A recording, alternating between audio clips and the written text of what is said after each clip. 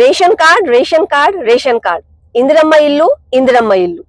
ఎక్కడ చూసినా కూడా మన తెలంగాణ రాష్ట్రంలో ఈ రోజు ఇదే కన్ఫ్యూజన్ నడుస్తుంది.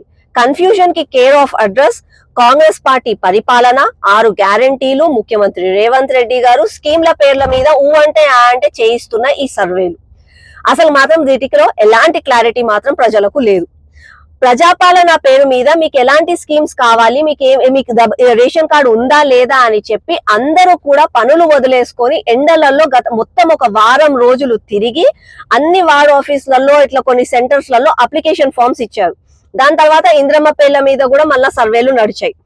అయితే మన వార్డ్ ఆఫీస్ కేవలం మన సరూర్ నగర్ డివిజన్ లో మాత్రమే సుమారుగా 9238 అప్లికేషన్ ఫామ్స్ ప్రజాపాలనలో రిసీవ్ చేసుకున్నారు. దాని తర్వాత సర్వే పేరు మీద ఇంటింటికి వెళ్ళి కులగణన పేర్ల మీద 13,000 అప్లికేషన్ ఫామ్స్ తీసుకున్నారు.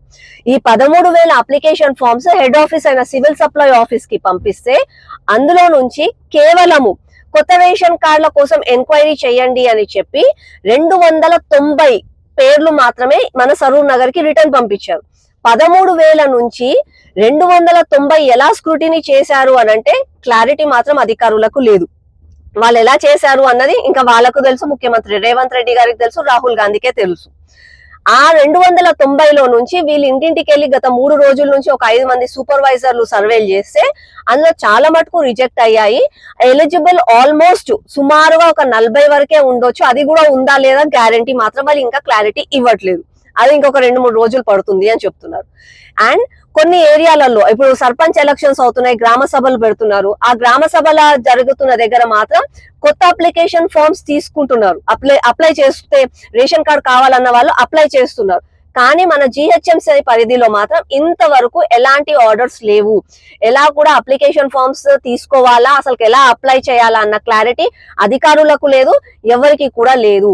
మొత్తం కాంగ్రెస్ పార్టీ పరిపాలనలో ఈ సంవత్సర కాలంలో కేవలం కన్ఫ్యూజన్ మాత్రమే మిగిలింది.